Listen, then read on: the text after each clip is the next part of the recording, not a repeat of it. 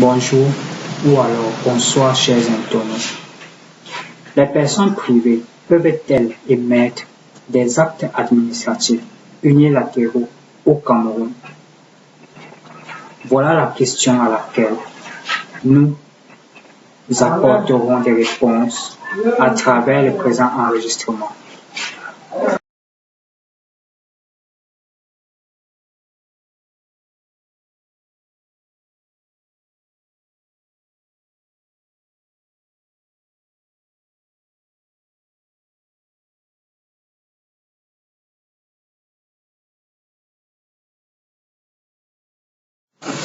En fait, les avis divergent à ce sujet.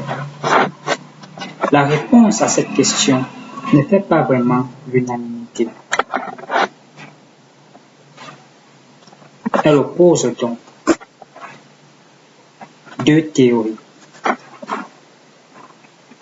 L'une d'entre les deux, que l'on peut qualifier de théorie du droit français transposé, la théorie du droit français transposé, affirme qu'au Cameroun, les personnes privées peuvent émettre des actes administratifs unilatéraux lorsqu'elles agissent dans le cadre soit du service public, soit de la puissance publique. L'autre théorie, celle qui se trouve aux antipodes de la première, la théorie du droit camerounais souverain, appelons-la ainsi, la théorie du droit camerounais souverain, affirme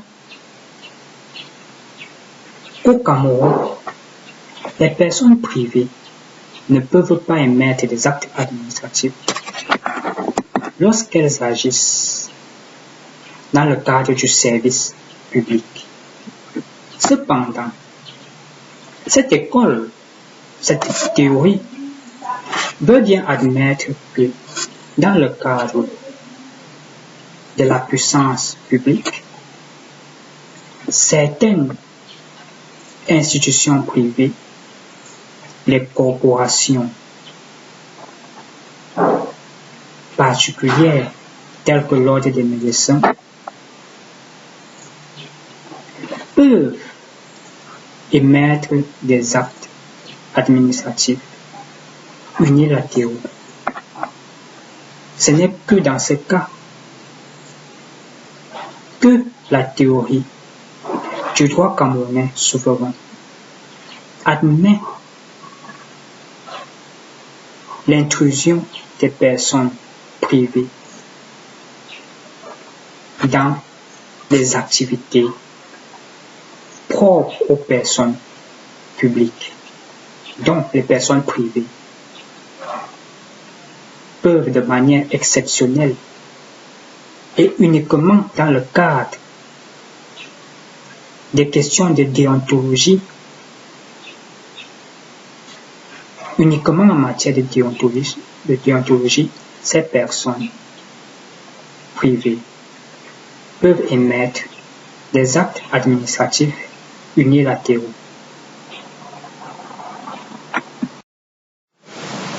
Dans cette logique, nous allons vous présenter les propos qui ont été tenus par un auteur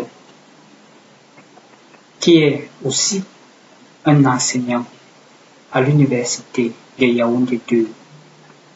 Ces propos seront extraits d'un cours magistral qui a été dispensé à Yaoundé 2 au courant de l'année académique 2007-2008.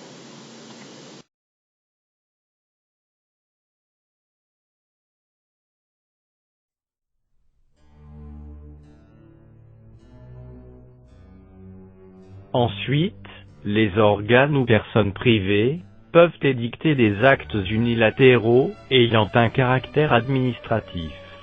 De tels actes peuvent concerner soit le service public, soit l'exercice de prérogatives de puissance publique. Par exemple, un acte unilatéral pris par une personne privée peut être administratif lorsqu'il porte sur l'organisation du service public. Entre parenthèses. Tribunal des conflits, 15 janvier 1968, Compagnie Air France contre Époux Barbier, considérant que si la compagnie nationale Air France chargée de l'exploitation de transport aérien est une société anonyme, 3 points de suspension entre parenthèses. Les juridictions administratives demeurent 3 points des suspensions entre parenthèses. Compétentes pour apprécier par voie de questions préjudicielles la légalité du règlement émanant du conseil d'administration qui, touchant à l'organisation du service public, présente un caractère administratif.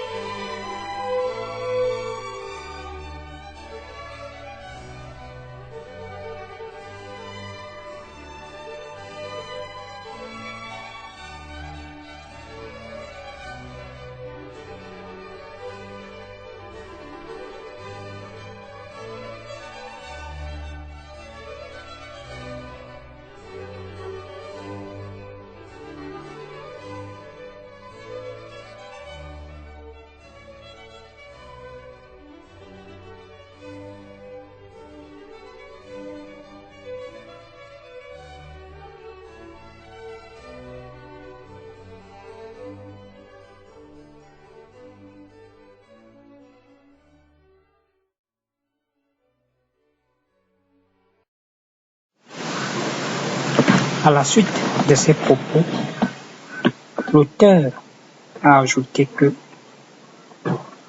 de même, un acte unilatéral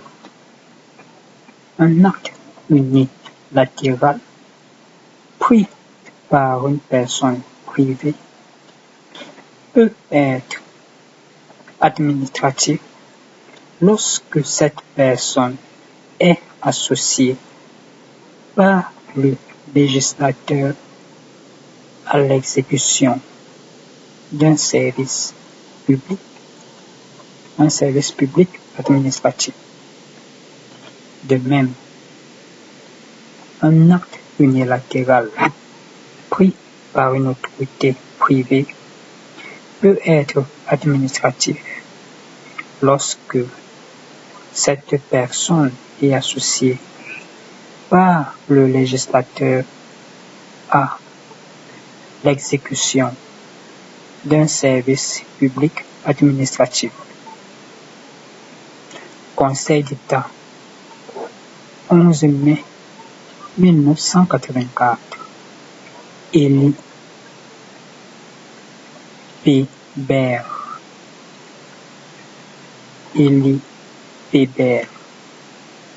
Ou lorsque cette personne détient ou exerce des prérogatives de puissance publique. Ou lorsque cette personne détient ou exerce des prérogatives de puissance publique. Cour fédérale de justice. Chambre administrative de Yaoundé. Arrêt numéro 50 du 27 janvier 1968. Bernard Auterouche contre Conseil de l'Ordre des médecins. Bernard Auterouche contre Conseil de l'Ordre des médecins, ainsi que l'arrêt du 31 mars 1977. Femi Djantou Jacques contre État du Cameroun. Femi Djantou Jacques contre État du Cameroun.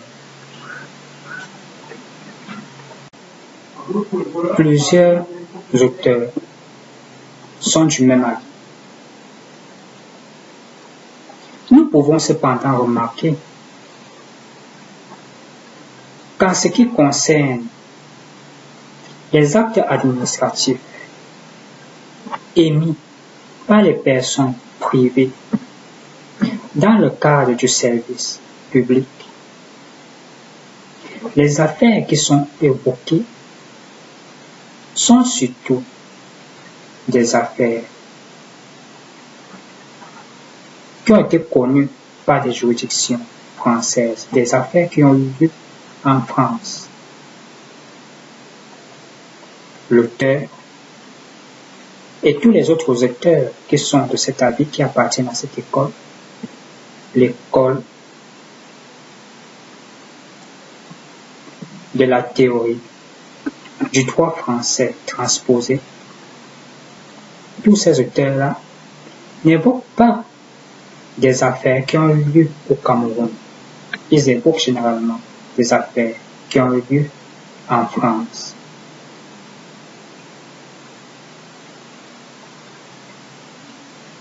C'est peut-être là la preuve que le juge camerounais ne s'est pas encore vraiment prononcé en ce qui concerne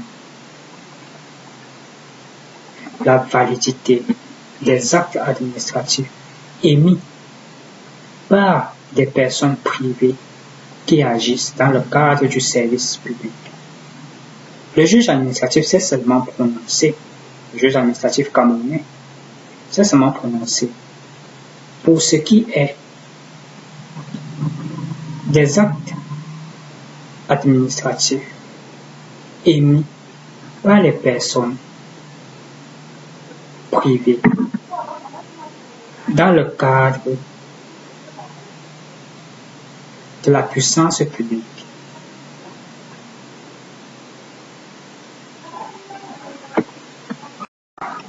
Les auteurs transposent donc ce qui se passe en France, au Cameroun. Ceci parce qu'ils savent que le droit camerounais s'inspire largement du droit administratif français.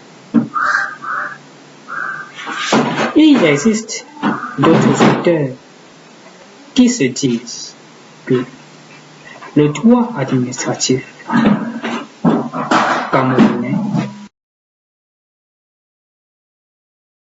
bénéficie d'une certaine souveraineté. La souveraineté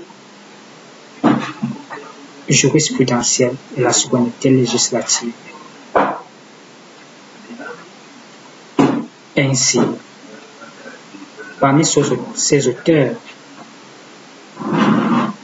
un professeur, un enseignant du droit, dans les années 1991-1992, avait affirmé ceci dans un cours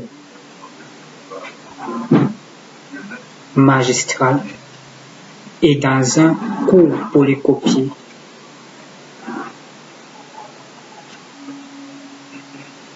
qui avait été transmis aux étudiants de l'université de Yaoundé à cette époque-là, dans les époques 91-92. Il n'existait pas encore l'université de Yaoundé 2 au Cameroun.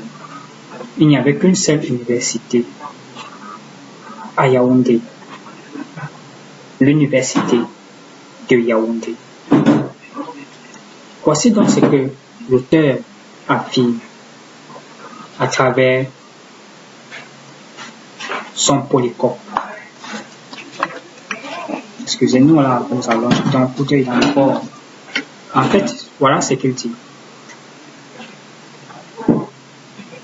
À l'opposé du droit administratif français, qui reconnaît la qualité d'autorité administrative à certaines personnes privées, entre parenthèses, tribunal de conflit, 15 janvier 1968, compagnie Air France contre époux Barbier. Le juge administratif camerounais ne reconnaît pas la nature d'actes administratifs ou décisions prises par des personnes privées. exception faite des actes pris par certains groupements corporatifs en matière de déontologie, tels que l'Ordre national des médecins, entre parenthèses, arrêt numéro 50, Cour fédérale de justice. Chambre administrative de Yaoundé, du 27 janvier 1968, Bernard Autoroche contre Conseil de l'Ordre des médecins. En effet, la formulation de l'arrêt Gongan Janké est claire et sans équivoque là-dessus. Seuls les actes émanant d'autorités administratives méritent le qualificatif d'acte administratif. Et le juge a eu à maintes reprises l'occasion de confirmer cette jurisprudence. Jugement numéro 1, Cour suprême, Chambre administrative du 19 décembre 1975, Kong Emmanuel contre État du Cameroun. Jugement numéro 23, la Cour suprême, la Chambre administrative de la Cour suprême, du 3 février 1977, Yaya Njoya Joseph Marie contre État du Cameroun. Donc, voilà ce que l'auteur,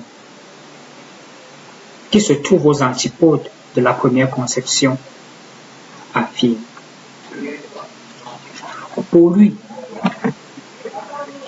les personnes privées ne peuvent émettre des actes administratifs que dans le cadre de la puissance publique. Et plus précisément, lorsqu'une question de déontologie est mise en exergue. Dans le cas d'espèce, l'auteur a évoqué l'Ordre des médecins, l'affaire Bernard Autoroche contre l'Ordre des médecins. Cette affaire a eu lieu dans les années 1968, à l'époque de la Cour fédérale de justice. Ce n'est donc que dans ce cas que le juge a admis qu'une personne privée peut émettre un acte administratif unilatéral. L'auteur dit que le juge de l'affaire Gongan Janké Matin a été clair. Il a dit ceci. L'acte administratif unilatéral est un acte juridique unilatéral pris par une autorité administrative dans l'exercice d'un pouvoir administratif et créant des droits et obligations à l'égard des particuliers. Dans l'exercice d'un pouvoir administratif, ça a été clairement dit.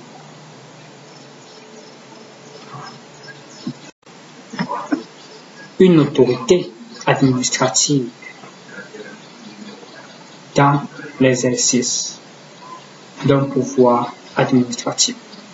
Donc pour le juge, en fait au Cameroun, selon l'auteur, les auteurs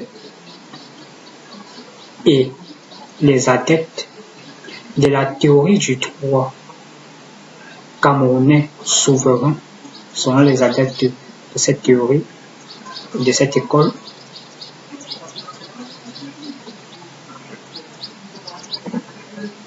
il n'est pas bon de transposer dans le cadre camerounais ce qui se passe en France. Au Cameroun, le juge a été clair. Ce n'est qu'une autorité administrative qui peut émettre un acte administratif, et ceci dans l'exercice d'un pouvoir administratif. De manière exceptionnelle, quelques personnes privées, quelques corporations, telles que l'Ordre des médecins, peuvent émettre des actes administratifs unilatéraux. Ce n'est pas toutes les personnes privées. Ce n'est pas toutes les corporations. C'est quelques-unes. Et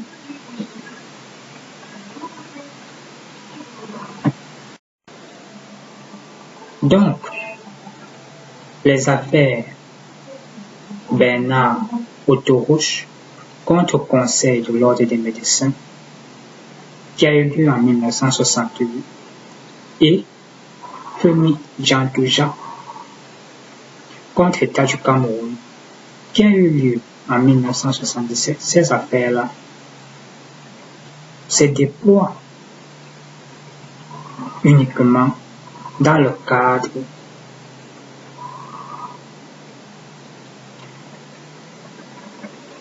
de la puissance publique, des personnes privées qui agissent en matière de puissance publique, qui émettent un acte administratif unilatéral